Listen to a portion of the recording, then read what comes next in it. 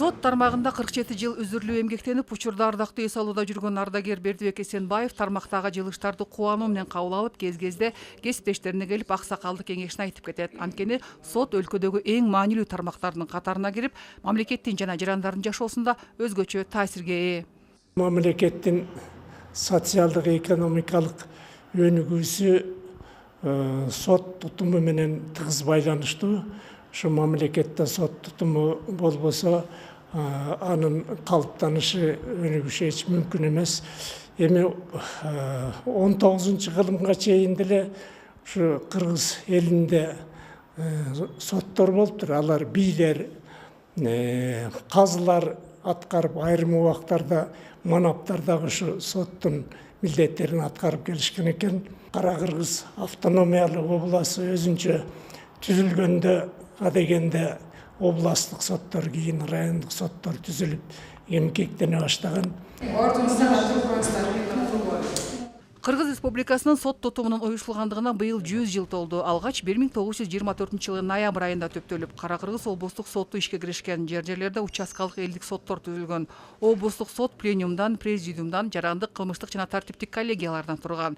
1930-жылы сентябрда Кыргызстандын бүт аймагы 24 административдик аймакка бөлүнүп, 24 райондук жана Фрунзедеги элдик соттун 2 секциясы түзүлгөн. Анын ичинде Нарын облустук сотунун дагы басып өткөн жолу өзгөчө. 1938 жылы Тянь-Шань округтук соту болуп түзүлүп, андан кийин 1939 жылы Тянь-Шань облустук соту болуп кайра түзүлгөн.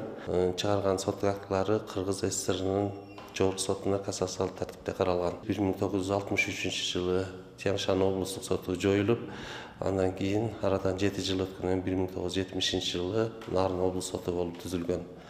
1989 жылы түзүлүп Ысыкөл облусу менен.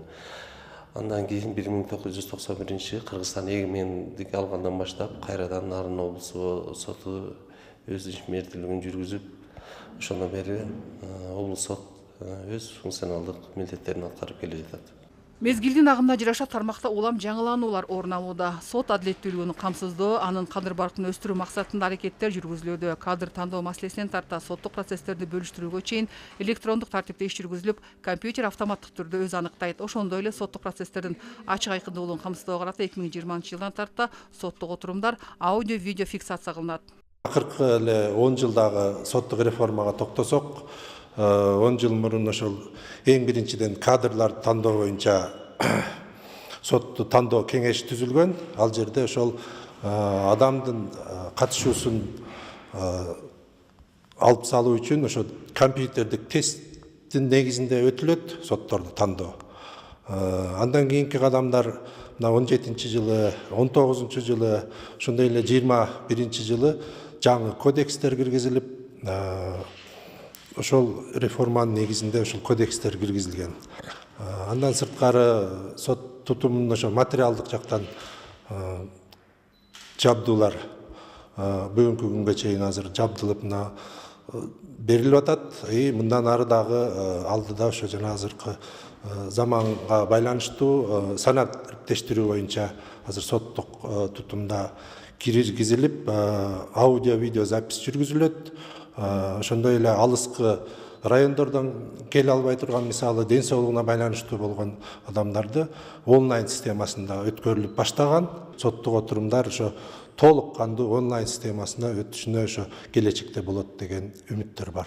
Заманга жараша кылмыштардын түрү көбөйүп, ага жараша саны дагы өсүүдө. Мындай шартта адилеттүү чечимдин чыгышы үчүн судьялардын баамчылдыгы, көрөгөчтүгү менен билим тарбиясы башка орунда дейт тармактын ардагери.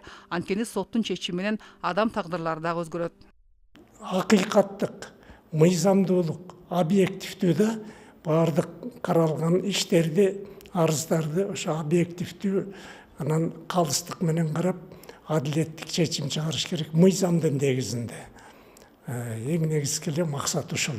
Ал судья тартиптүү болуш керек, жүрүм туруму мыкты болуш керек, мыйзамдарды жакшы билип, ошону так аткарыш керек. Талап ошондой. Анан келген адамдарды кабыл алууда дагы алардын ар кандай өзгөчөлүктөрү бар да, ошолордун кулк мүнөзүнө жараша кабыл алса, элдер ыраазы болуп кетишет. Сот адилеттигин ишке ашырууда сот тутумунун коомдогу беделин көтөрүүдө Нарын облусунда 5 райондук, 1 шаардык, 1 административдик соттор менен Нарын облустук сотунда жалпы 23 судья жана 134 аппарат жана техникалык тейлөө кызматкерлери эмгектенип, өз милдеттерин так аткарып келишүүдө. Чапара Садыкказиева, Жеңиш Абдылдаев, Нарын жаңылыктары.